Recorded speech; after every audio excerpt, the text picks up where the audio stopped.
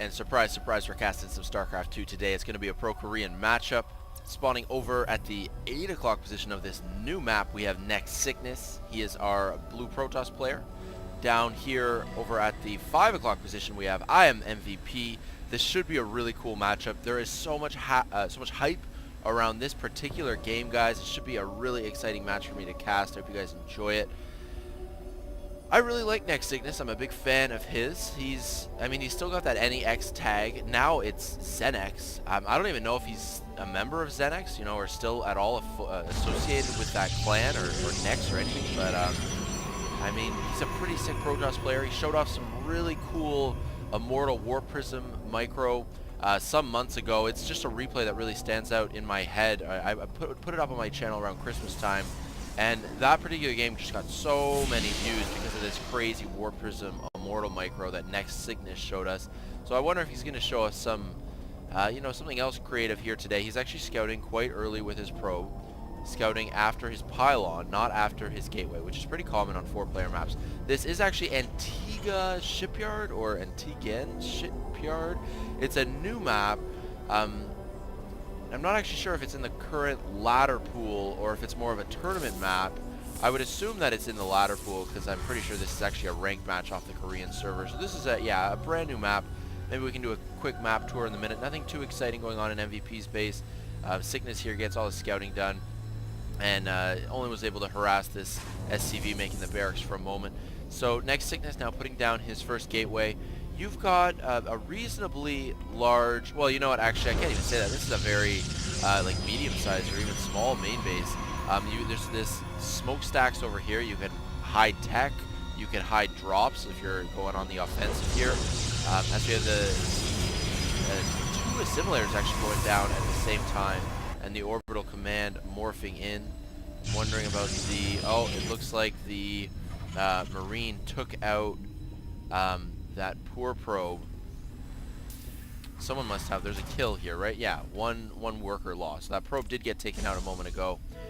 Anyways, back to my fancy map tour. You got this medium-sized ramp that leads down to your natural base here. It's not too hard to defend your natural because, of course, you've got this slightly larger ramp here that you can use to help defend. Sort of like a Shakura's Plateau style ramp. Not too hard to take your expansion. Taking a third base would be quite difficult. I mean, for Sickness, he can't take this one because he's just so close to the Terran base. It'd be so easy for MVP to drop him. He can't do that. Speaking of MVPs, I actually put down a command center. He's going to be trying to secure that natural base very quickly. This is going to open up a timing window for Sickness, where if he really wants to try to kill MVP early, he could try to line up some kind of 4-gate pressure, even like 3-gate robo or something like that, as we do have warp gate research now nearly complete. Well, not at all nearly complete, actually less than halfway. I was wondering what he's going to spend his chrono boost on. He actually spends 2 chrono boosts on both gateways, pumping out some stalkers here. So we are going to see some aggression from NEXSickness. So let's keep a close eye on NEXSickness and how he wants to play this out. I'm wondering what he doesn't have any additional scouting out. Oh, and that poor SCV is going to get taken out. No problem. One more shot. And look at NEXSickness wants to hide that stalker. You saw how he microed those stalkers on the high ground. He moved them back. He did not want to reveal that he was going to be putting this pressure on this probe here. Oh, do not want to be wandering into the firing squad there. Actually, very fast reaction though from NEXSickness just to move back with that probe in the nick of time against 4 Marines. So we still only have these 2 gateways. Okay, 2-gate robo.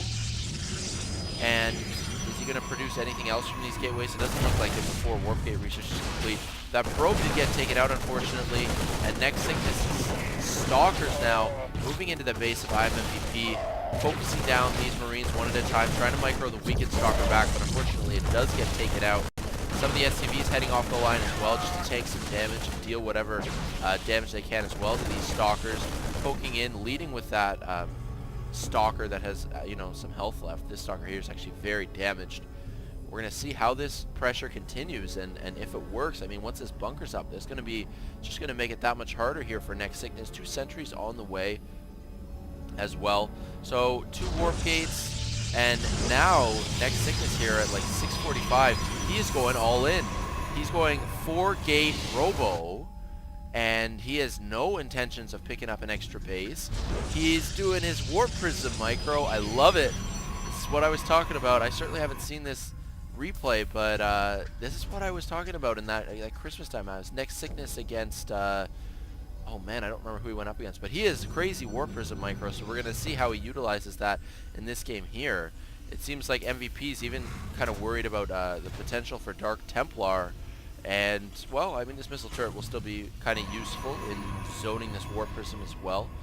We'll see how this pressure continues here. I'm not really sure what NEXSickness, what his plan is. Excellent force field. That was absolutely beautiful. NEXSickness does lose a Stalker, but, you know, to take out 5 Marines like that, certainly well worth it.